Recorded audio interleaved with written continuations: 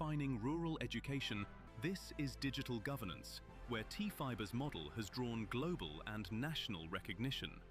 A World Bank delegation visited Hajipale village. T-Fiber has gone beyond connectivity to build governance platforms.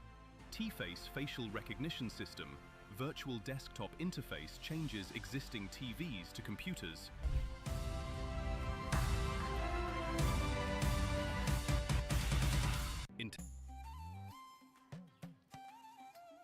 అడుగున్నరే ఉన్నా అర dozen మనవరాలున్నా బంగారమే.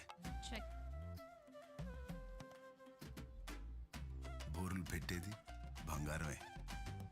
అలా గడియారములు ఆపేసేది మా బంగారమే. ఆడపిల్లైనా ఆడపడుచైనా ఏ పేరు పెట్టి పిలిచినా అసలు పేరు మాత్రం బంగారమే. 100 ఏళ్ల నుంచి the purest and the best. Bhima jewels, బంగారం అంటే భీమా. Check. Thank you so much to our sponsors, Bima Jewelers, and title sponsors are Meena Hospitals, Attapur. Thank you so much once again. And ఇప్పుడే ఇక్కడికి వచ్చేసిన కంది శ్రీనివాస్ రెడ్డి గారు, chairman of ANN, వారికి సాదర స్వాగతం తెలియజేస్తున్నాము. అండ్ కంది మౌన శ్రీనివాస్ రెడ్డి గారు, Hadi welcome to you ma'am. And mimicry Ramesh గారిని వేదిక మీదకి రావాల్సిందిగా రిక్వెస్ట్ చేస్తున్నాము. మిమిక్రీ రమేష్ గారు on the stage please. ANN గురించి ఇంకొన్ని విషయాలు తెలుసుకుందాం. మేబీ ఇంకొంచెం డిఫరెంట్గా, అంటే మిమిక్రీ ఆర్టిస్ట్ వేదిక మీదకి వస్తున్నారు కాబట్టి కొంచెం మీ స్పెషలైజేషన్లో తెలుసుకోవాలి అనుకుంటున్నాము. కొంచెం రివర్బ్ ఇస్తారా తమ్మి? మైక్ బాబు కొంచెం రివర్బ్. అందరికీ నమస్కారం. నమస్కారం చెప్పినా చప్పట్లు కొట్టలేదంటే నేను ఎవరికి తెలియదని అర్థం కదా. మా దత్తన్న అప్పుడప్పుడు చూసినా కానీ సరే ఎక్కడో చూసినా అని అనుకుంటారు. మీ వాయిస్ కూడా చేస్తే ఇవ్వాలా దత్తన్న? విషయం ఏంటంటే నా పేరు మిమిక్రీ రమేష్. నేను ఒక సీనియర్ జర్నలిస్ట్ని. తమ్ముడు రామచంద్రారెడ్డి మేమంతా కలిసి ప్రయాణం సాగించిన వాళ్ళం. ANN మహా అవార్డ్స్ కార్యక్రమానికి నువ్వు రావాలి అన్నప్పుడు చాలా ఆనందం వేసింది. కంది శ్రీనివాసరెడ్డి అన్న ఇంద్ర, ఆకాశంలో వర్షం పడితే రైతులు అన్నదాతలు హర్షిస్తారు. ఇక్కడ అన్న కురిపిస్తేనే ఛానల్ నడుస్తుంది. సీనన్నకు ఒకసారి గట్టిగా చప్పట్లు ఇవ్వండి, మీరు ఇప్పుడే వచ్చారు. అలాగే మా కంది రామచంద్రారెడ్డిని సమరసింహారెడ్డి అంటాను నేను, ఎందుకంటే ప్రతినిత్యం అక్షరాలతో సమరం చేసి ఆయుధాలు అందజేస్తాడు పేద ప్రజలకి. అది మా Kandi Ramachandrareddy special. So thank you. ఇవన్నీ కాకుండా కొన్ని కంఠాలు మాత్రం అనుకరిస్తాను సరదాగా. ఈ ANN అండ్ మహా అవార్డ్స్కి ఇచ్చేస్తే ఆ ప్రముఖుల స్పందన ఎలా ఉంటుందనేది ఒక 2-3 వాయిస్లు మీకు ఇమిటేషన్ చేస్తాను.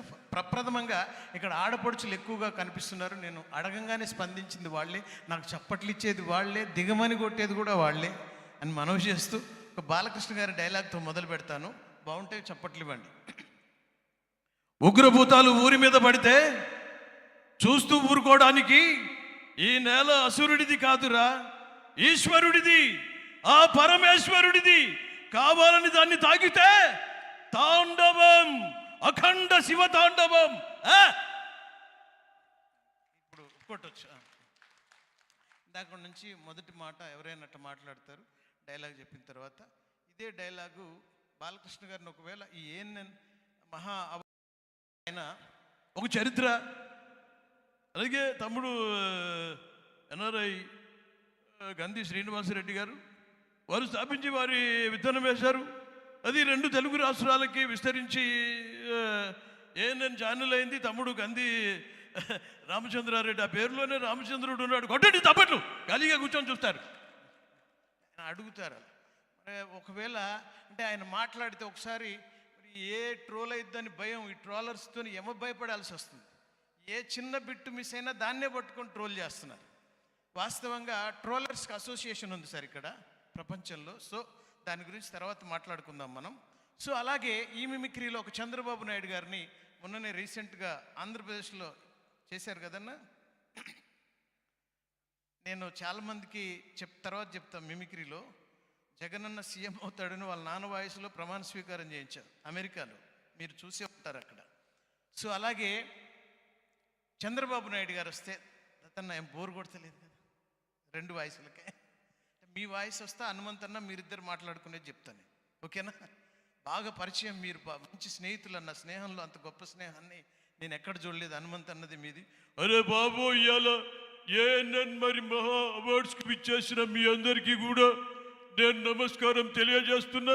ఇక మా దత్తన్ వచ్చిండంటే ప్రోగ్రాం మంచిగా సక్సెస్ అవుతుంది రా బాబు, ఒకసారి గట్టిగా చప్పట్లు కొట్టండి. ఆయన అలాయి బలాయి పెడితే ఎమ్మి జనంలో ఆయన నాకే చోటు దొరకలేదు మాట్లాడతాడు హనుమంత్. ఇది బాగాలేదా? చప్పట్లు రాలే. వాస్తవంగా ఇక్కడ జిఎస్టీ పెట్టారు, చప్పట్లు కొడితే జిఎస్టీ వసూలని, అందుకే ఎవరు కొడతలేరో నాకు తెలుసు. సో చంద్రబాబు నాయుడు గారిని తీసుకుందాం. ఒక అద్భుతమైన ప్రక్రియకి శ్రీకారం చుట్టారు. ఏఎన్ఎన్ అంటే మహా అవార్డ్స్ ఇస్తున్నారంటే హెల్త్ పరంగా, అదే మాదిరిగా బిజినెస్ పరంగా ఇస్తున్నారంటే, ఒకటి ఆరోగ్యం చూసుకున్నారు శ్రీనివాసరెడ్డి గారు, మరి వ్యాపారం చూసుకుంటున్నారు కంది రామచంద్రారెడ్డి గారు. వీరిద్దరూ కూడా మీ అందరికి అవార్డ్స్ ఇస్తున్నారంటే ఈ సమాజంలో ఎంతోమంది కనిపించని హీరోలు ఉన్నారు. వారందరినీ ఒక వేదిక మీదకి తీసుకొచ్చి అవార్డ్స్ ఇవ్వటమే లక్ష్యంగా ఏఎన్ఎన్ తీసుకుందని మీకు మనవి చేస్తూ, ఈ కార్యక్రమంలో మరి పూర్వ గవర్నర్ దత్తాత్రేయ గారిని చూస్తుంటే ఆనందం వేస్తుంది. ఒక్కసారి వారికి కూడా నేను అభినందనలు తెలియజేస్తున్నాను. జై హింద్, జై జన్మభూమి. మా మామగారు ఎన్టీఆర్ది పుణ్యభూమి, దత్తన్నది సికింద్రాబాద్ భూమి. నమస్కారం. సరదాగా మాట్లాడుస్తారు ఏదైనా సౌండ్ ఏంది అంటే యుద్ధం వాతావరణం, మళ్ళీ ఈడికొచ్చిన మిసైల్స్ అని ఫీలింగ్, ఒక్కొక్కసారి భయపడాల్సి వస్తుంది. ఓకే, అలాగే మీ అందరికీ తెలుసు సార్, మామూలుగా మన మోడీ గారు సరదాగా వారు అభినందిస్తే ఎలా ఉంటుందనేది తీసుకుంటే, मेरे प्यारे देशवासियों, आज हमारा दोस्त और नायक दत्तात्रेय जी और कंदी श्रीनिवास रेड्डी जी, कंदी रामचंद्रा रेड्डी जी, आपको अवार्डीज मेरा तरफ से सबका नमस्कार दे दिया. एक बार जोरदार से तालियां दे दिए एएनएन को. अच्छा, खामोश बैठते क्या आता है? మోడీ గారు మాట్లాడితే ఇలా ఉంటుంది. అదే మోడీ గారు ఒక ఆడపిల్లల గురించి తెలుగులో చెప్తారు. మనము చేయాలి, మనమే చేయాలి, బేటీ పడావ్ బేటీ బచావ్. ఇక్కడకు విచేసిన అవార్డు అందరికీ నా నమస్కారం తెలియజేస్తున్నాను. ఒకసారి మీరందరూ వారికి చప్పట్లు ఇవ్వాలని కోరుతూ జై శ్రీరామ్. మోడీ గారు మాట్లాడితే దత్తన్న కరెక్ట్ వచ్చిందా? దత్తన్న వాయిస్ చేస్తున్నా ఇప్పుడు మీరు.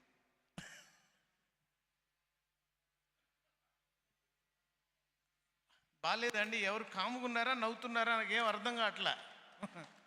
ఊరికే నేను అడగను సార్ చప్పట్లు, ఎందుకంటే 2-3 సార్లు అడిగితే అయిపోద్ది. లేదు, మా ఆవిడ చెప్తుంది వచ్చేటప్పుడు నువ్వేం అడుక్కోకని చెప్తుంది, ఎందుకంటే షూట్ వేసేటప్పుడు. ఎందుకంటే అడుక్కునే అలవాటు ఏంటంటే చప్పట్లు మాత్రమే అడుక్కుంటాం కళాకారుడికి, ఎందుకంటే అవి మీరు వింటున్నారా లేదా అనడానికి. ఇవాళ చాలా సమాజం ఎటువైపు మారిపోయిందంటే సోషల్ మీడియాలో పిచ్చి వాళ్ళు రాజ్యమేలుతున్నారు. 40 సంవత్సరాల నుంచి మిమిక్రీ చేస్తున్న నేను మీకు తెలియలేదంటే, నిన్నగాక మొన్న బూతులు మాట్లాడినోడు ఆ మిలియన్స్ వ్యూస్తో వాడు బాగా సంపాదిస్తున్నాడు. మీకు తెలుసు సార్, పిచ్చి వాళ్ళు డాక్టర్స్ దగ్గర కూడా వస్తున్నారేమో నాకు తెలియదు. మొన్న ఈ మధ్య నోటితో మ్యూజిక్ కొడితే వాళ్ళ ఆవిడ పాట పాడుతుంది. నాకు భయం వేస్తుంది వాడిని చూస్తే, ఎక్కడ లాలాజలం ఇంకిపోయి వాడు ఎండకు డీహైడ్రేట్ అవుతాడేమోనని.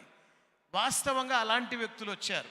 సరే, వాస్తవంగా ఇంకోటి ఏంటంటే, నేను ఒకసారి మిమిక్రీ చేసి ఒక దగ్గర దిగి నేను నడుచుకుంటూ వెళ్తుంటే ఒక 4 పిల్లాళ్ళు సెల్ ఫోన్ తీసుకొని నా దగ్గరకు వచ్చారు.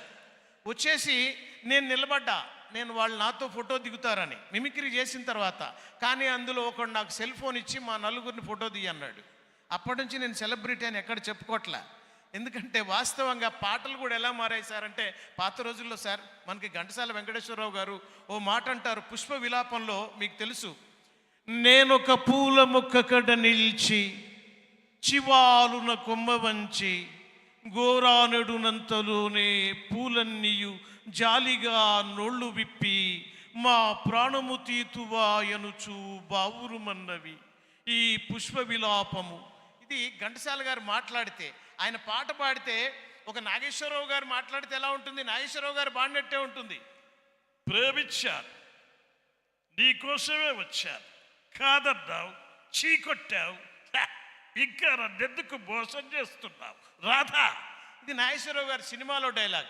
దీనికి ఘంటసాల గారు మిమిక్రీ ఆర్టిస్ట్. ఆయన పాట పాడితే సరి సరి సరి సరి సరి సరి సరి సరి చంగావి రంగు చీర కట్టుకున్న చిన్నది దాని జిమ్మదియ దాని జిమ్మదియ అందమంతా చీరలోనే ఉన్నది సరి సరి సరి సరి సరి.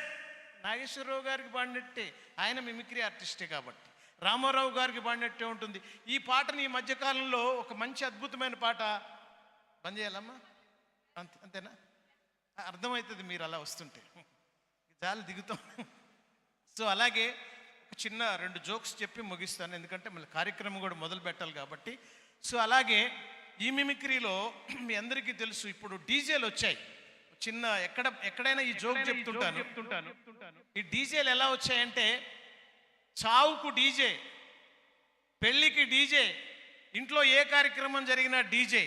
కానీ ఒకసారి ఒక శవాన్ని, ఆ రోజుల్లో జీవన తరంగాలు సినిమాలో శవాన్ని తీసుకుపోతుంటే కృష్ణంరాజు గారు మధ్యలో కలుస్తారు. కలవగానే ఆ పాట ఒకటి వస్తుంటుంది, ఏదంటే ఈ జీవన తరంగాలలో ఆ దేవుని చదరంగంలో ఎవరికి ఎవరు సొంతము ఎంతవరకు బంధము.